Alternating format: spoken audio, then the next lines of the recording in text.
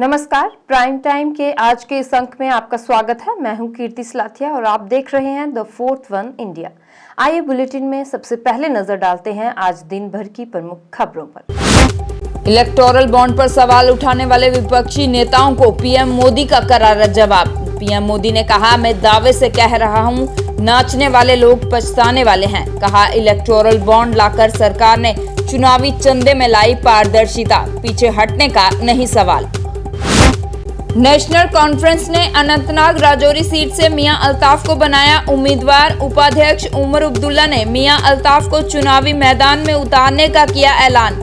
जम्मू कश्मीर में परिसीमन के बाद वजूद में आई अनंतनाग राजौरी सीट बन चुकी है प्रदेश की 5 सीटों में सबसे हॉट लोकसभा सीट। जम्मू कश्मीर प्रदेश कांग्रेस ने जम्मू में किया केंद्र सरकार के खिलाफ प्रदर्शन। केंद्र की मोदी सरकार पर लगाया कांग्रेस को लोकसभा चुनावों से रोकने का आरोप। आयकर विभाग ने कांग्रेस पार्टी को भेजा है नया नोटिस। 1745 करोड़ रुपए के टैक्स का भुगतान करने की है मांग। भारतीय सेना ने गुरेज घाटी के बागटोर गांव में खैरियत पेट्रोल का किया आयोजन। स्थानीय लोगों ने भारतीय सेना का किया आभार व्यक्त। जम्मू कश्मीर के दूरदराज पहाड़ी इलाकों में आउटरीच कार्यक्रम के तहत भारतीय सेना ने शुरू की खैरियत पेट्रोल। तो ये थी आज दिन भर की कुछ बड़ी खबरें और बुलेटिन में अब आगे बढ़ते हैं और देखते हैं खबरों को विस्तार के साथ।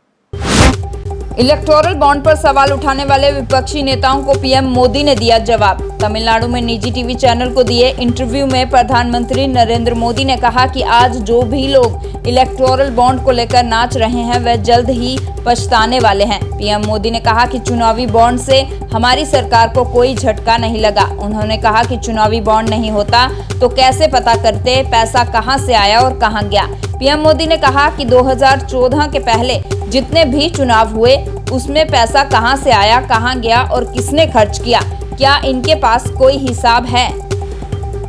Sir, I also want to ask you about the electoral bonds data that has been published.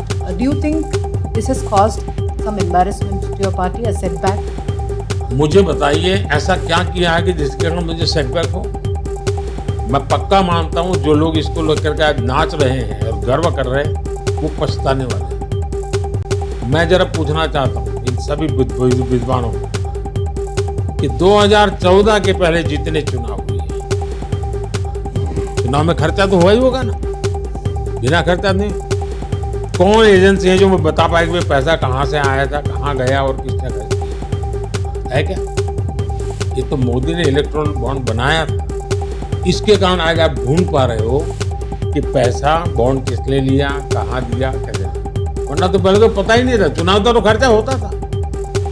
आज आपको ट्रेल मिल रहा है क्योंकि इलेक्ट्रॉनिक बॉन्ड कोई व्यवस्था पूर्ण नहीं होती, कमियां हो सकती है, उसको कमियों को सुधारा जा सकता है। कम से कम इलेक्ट्रॉनिक बॉन्ड होता तो आपको बस जानकारी होती है यहाँ से यहाँ गया, यहाँ गया, यहाँ गया। दिल्ली शराब घोटाले से जुड़े मनी लॉन्ड्रिंग मामले में फंसे मुख्यमंत्री अरविंद केजरीवाल को आज भी राहत नहीं मिली। प्रवर्तन निदेशालय ने आज मुख्यमंत्री अरविंद केजरीवाल को कोर्ट में पेश किया, जहां राउज एवेन्यू कोर्ट ने केजरीवाल को 15 अप्रैल तक के लिए न्यायिक हिरासत में भेज दिया।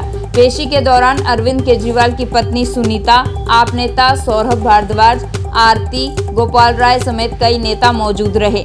आपको बता दें कि बीती 28 मार्च को भी अरविंद केजरीवाल को कोर्ट ने राहत नहीं दी थी और 1 अप्रैल तक के लिए उन्हें ईडी की रिमांड पर भेज दिया था।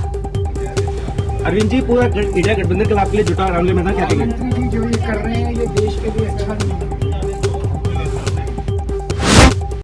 पश्चिम बंगाल के जलपाईगुड़ी में कल यानी रविवार को चक्रवाती तूफान ने भारी तबाही मचाई। जलपाईगुड़ी में चक्रवाती तूफान की वजह से एक महिला समेत कम से कम 5 लोगों की मौत हो गई है।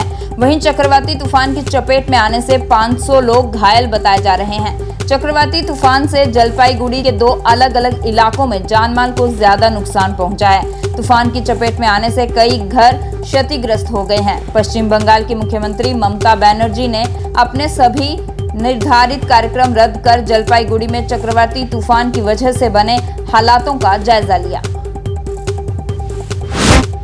आयकर विभाग द्वारा कांग्रेस पार्टी को भेजे नए नोटिस के विरोध में आज जम्मू कश्मीर प्रदेश कांग्रेस पार्टी ने जम्मू में केंद्र सरकार पर कांग्रेस पार्टी को लोकसभा चुनावों से रोकने का आरोप लगाते हुए विरोध मार्च निकाला। इस विरोध मार्च में कांग्रेस के जम्मू कश्मीर मामलों के प्रभारी भरत सिंह सोलंकी, प्रदेश अध्यक्ष विकार रसूल वानी, कार्यकारी अध्यक्ष रमन भल्ला सहित बड़ी संख्या में प्रदेश कांग्रेस के नेता और कार्यकर्ताओं ने भाग लिया और केंद्र की बीजेपी सरकार के खिलाफ नारेबाजी करते हुए प्रदर्शन किया। आपको बता दें कि आयकर विभाग ने रविवार को कांग्रेस पार्टी को नया नोटिस भेजा है, जिसमें 1745 करोड़ रुपए के टैक्स का भुगतान करने की मांग की गई है। कांग्रेस को चुनाव से रोकने के लिए उनके अकाउंट सीज कर दिए कांग्रेस पार्टी के, और उसके बाद 3600 करोड़ का नोटिस दिया। केजरीवाल जी को जेल में डाल दिया, झारखंड के मुख्यमंत्री को जेल में डाल दिया। डराने धमकाने ईडी, सीबीआई और इनकम टैक्स का उपयोग करके ये विरोधों को दबाने की कोशिश कर रही है कि वो ये चुनाव जो है हार रहा है। हमारी 150 साला पार्टी है। ये भारत देश कांग्रेस ने इसलिए आजाद कराया था कि यहाँ डेमोक्रेसी चले, यहाँ की डेमोक्रेसी की जमहूरियत की मिसाल पूरे वर्ल्ड में दी जाती थी। लेकिन आज अमेरिका तनकीद करता है इंडिया को, जिस तरीके से उन्होंने सिटिंग चीफ मिनिस्टरों को अरेस्ट कर दिया, जिस तरीके से उन्होंने एक 150 साल पुरानी पार्टी के सारे अकाउंट सीज कर दिए। आज नई नोट से आई है। श्रीनगर में भी आज कांग्रेस पार्टी ने आयकर विभाग द्वारा कांग्रेस पार्टी को भेजे नए नोटिस के विरोध में प्रदर्शन किया और भारतीय जनता पार्टी पर कांग्रेस पार्टी को लोकसभा चुनावों से रोकने का आरोप लगाया। श्रीनगर कांग्रेस पार्टी मुख्यालय पर हुए इस विरोध प्रदर्शन में कश्मीर संभाग के कई कांग्रेस नेता और कार्यकर्ताओं ने भाग लिया और केंद्र की नरेंद्र मोदी सरकार के खिलाफ नारेबाजी करते हुए प्रदर्शन किया। से इस्तेमाल कर रहे हैं, एक गलत तरीके से इस्तेमाल कर रहे हैं, चाहे वो ईडी हो, सीबीआई हो या एनआईए हो, वो एक गलत तरीके से इस चीज का इस्तेमाल कर रहे हैं। हम यहाँ पे आज जमा हो गए हैं कांग्रेस हेडक्वार्टर पे सिर्फ लोकतंत्र को बचाने के लिए। जो हम इस चीज की पुरजोर मजम्मत करते हैं, जो भाजपा सरकार की तरफ से अहमकाना हरकतें हो रही है, उस चीज की हम यहाँ पे पुरजोर मजम्मत करते हैं और ये प्रोटेस्ट तब तक होते जा रहे हैं, होते जाएंगे जब तक ये आप देख सकते हैं। लोक जनशक्ति पार्टी रामविलास के राष्ट्रीय उपाध्यक्ष AK वाजपेयी ने आज जम्मू में एक पत्रकार वार्ता की। पत्रकार वार्ता को संबोधित करते हुए लोक जनशक्ति पार्टी रामविलास के राष्ट्रीय उपाध्यक्ष ने कहा कि उनकी पार्टी एनडीए का हिस्सा है और उनके नेता चिराग पासवान के नेतृत्व में उनकी पार्टी लोक जनशक्ति पार्टी रामविलास बिहार में 5 सीटों पर चुनाव लड़ रही है। AK वाजपेयी ने कहा कि लोक जनशक्ति पार्टी रामविलास देश भर में भारतीय जनता पार्टी का समर्थन करेगी। लोक जनशक्ति पार्टी राष्ट्रीय उपाध्यक्ष ने भ्रष्टाचार के आरोप में जेलों में बंद नेताओं के आरोपों पर कहा कि प्रधानमंत्री नरेंद्र मोदी ने 2014 में देश की जनता से जो वायदे किए थे उन्हें वह पूरा कर रहे हैं और आज जो नेता ईडी और सीबीआई पर सरकार के इशारे पर काम करने का आरोप लगा रहे हैं उनके खिलाफ पुख्ता सबूत हैं कि उन्होंने भ्रष्टाचार किया है और प्रधानमंत्री नरेंद्र मोदी कोई खोखले वायदे नहीं करते। ये उन्होंने भ्रष्टाचारियों पर कार्यवाही करके सिद्ध कर दिया है। लोक जनशक्ति पार्टी रामविलास जी की बनाई हुई जो पार्टी थी वो बीजेपी के अलायंस पार्टनर होने के नाते लोकसभा के चुनाव में जो भी कैंडिडेट खड़े हो रहे हैं बीजेपी और एनडीए के, उनके समर्थन में पूरे तन मन धन से लोक जनशक्ति पार्टी के ऑफिस बेरर, लोक जनशक्ति पार्टी का एक एक कार्यकर्ता उनको जिताने के लिए भरसक प्रयत्न करेगा, प्रचार प्रसार में हिस्सा लेगा। और जब हम ये बात कहते हैं तो इसलिए कहते हैं कि मोदी जी का जो नारा है कि 400 के पार जाना है, तो हम उसमें अपना पूरा योगदान जो बन से बन पड़ेगा उसको करेंगे और 400 के पार 4 जून को रिजल्ट आएगा। सर हमें तो नहीं दिख रहा इंडिया अलायंस कहीं, कहाँ ना नेता है, ना नियत है, ना कोई प्रोग्राम है, सिवाय वो मोदी को हराने के लिए इकट्ठा होने की बात करते थे, वो भी नहीं हो पाए। आपको याद होगा फाउंडर मेंबर इंडिया के कौन थे जिन्होंने कोशिश की? शिल्पकार नीतीश कुमार कहाँ है? जम्मू कश्मीर में अत्यधिक सर्दियों की स्थिति के दौरान आउटरीच कार्यक्रम के तहत भारतीय सेना ने खैरियत पेट्रोल को शुरू किया है। खैरियत पेट्रोल के तहत भारतीय सेना के जवान बांदीपुरा जिले की गुरेज घाटी में स्थानीय लोगों के स्वास्थ्य के साथ उनके इलाके की परेशानियों के बारे में जानकारी लेते हैं और सर्दियों की स्थिति में आने वाली परेशानियों को हल करने का प्रयास करते हैं।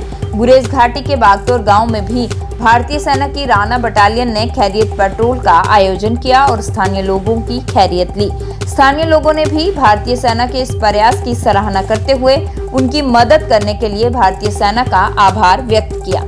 इंडियन आर्मी का एक अच्छा कदम खैरियत पेट्रोल के नाम से पिछले कई महीनों से इंडियन आर्मी यहाँ पे खैरियत पेट्रोल चला रही है। वैसे आज इंडियन आर्मी ने एक खैरियत पेट्रोल निकाला जिसके लिए वो यहाँ की आवाम से मिले और आवाम से यही बातचीत की कि आपके पास जो भी प्रॉब्लम्स हो हमारे साथ शेयर कीजिए ताकि हम उसका हल निकालें। और माह रमज़ान मुबारक का जो महीना इस वक्त चल रहा है इसके लिए खुसूसन लोगों से बातचीत की कि अगर आपके पास कोई भी प्रॉब्लम्स हो हमसे रब्ता करें, जिसके लिए यहाँ की आवाम इंडियन आर्मी का तहे दिल से शुक्रिया अदा करते हैं। हम इंडियन आर्मी का शुक्रिया अदा करते हैं जो हर हफ्ते यहाँ पर खैरियत पेट्रोल चलाते हैं जिसमें लोगों को काफ़ी फ़ायदा मिला है। तो लोग भी अपनी हर प्रॉब्लम को इंडियन आर्मी के साथ शेयर करते हैं, इसमें हम इंडियन आर्मी का आगामी लोकसभा चुनाव के लिए नेशनल कॉन्फ्रेंस ने अपने पहले उम्मीदवार के नाम का आज ऐलान कर दिया है। नेका ने अनंतनाग राजौरी सीट से मियां अल्ताफ को चुनावी मैदान में उतारने की घोषणा की है।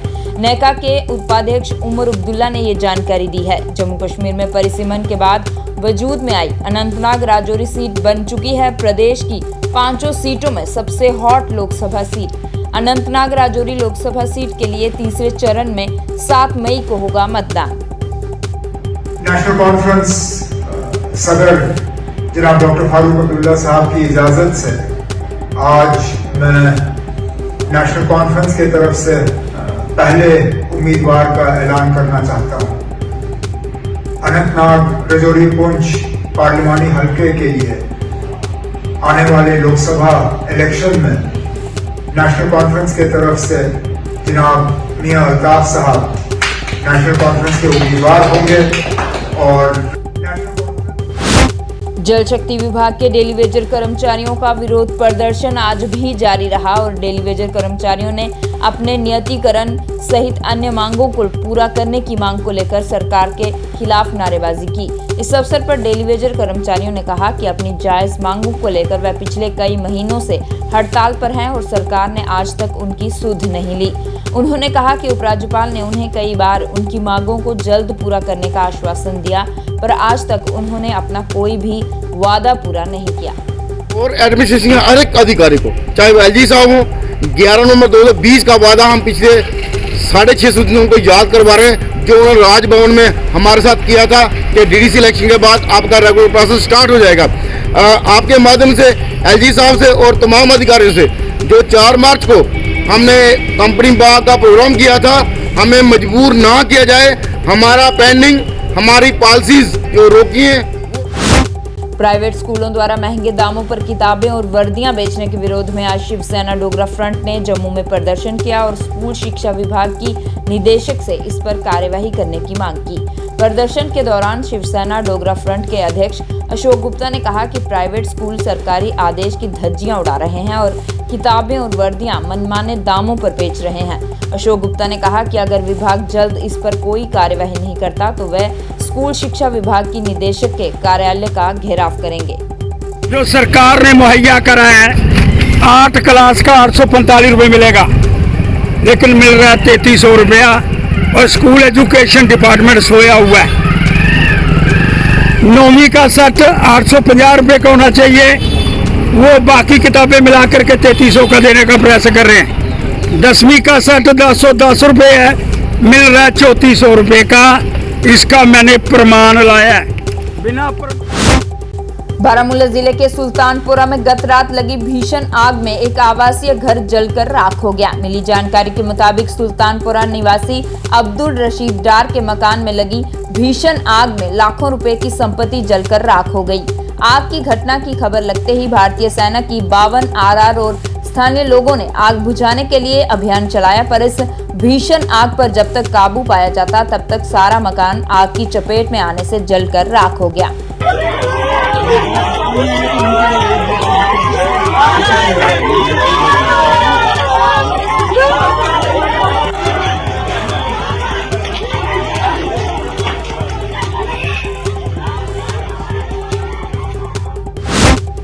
कश्मीर घाटी में लगातार बारिश के कारण कई इलाकों में जल भराव हुआ है। दक्षिण कश्मीर के जिला अनंतनाग के पातशाही बाग में राष्ट्रीय राजमार्ग पर हुए जल भराव से लोगों को असुविधा का सामना करना पड़ रहा है। वहीं जल भराव से कई प्रमुख मार्गों पर यातायात भी बाधित हुआ है। नगरपालिका अनंतनाग ने राष्ट्रीय राजमार्ग से पानी निकालने के लिए नगरपालिका के कर्मचारियों और मशीनरी के साथ अभियान चलाया और सड़क पर हुए जल भराव की निकासी की। स्थानीय लोगों ने प्रशासन से सड़क पर बने डी वाटरिंग स्टेशन को पूरी क्षमता से शुरू करने की भी मांग की। कितना पानी जमा हुआ है, कल भी यहाँ एक्सीडेंट हुआ और हम इसलिए म्युनिसिपल काउंसिल भिजवा रहे हैं। यहाँ इमीडिएट एक्शन हमने किया, हमने पानी का निकास इसलिए निकाला कि पानी यहाँ से जमा न हो और एक्सीडेंट का खतरा न हो, इसलिए हम यहाँ आए। और बाद में जो ये R&B का रोड है, म्युनिसिपल काउंसिल भिजवा रहे की तरफ से हमने इमीडिएट एक्शन ली, लोगों को कुछ राहत मिली। प्राइम टाइम के आज के इस अंक में बस इतना ही। इसके साथ ही हमारी सारी टीम को दीजिए इजाजत और आप जुड़े रहिए द फोर्थ वन इंडिया के साथ। धन्यवाद, शुभ रात्रि।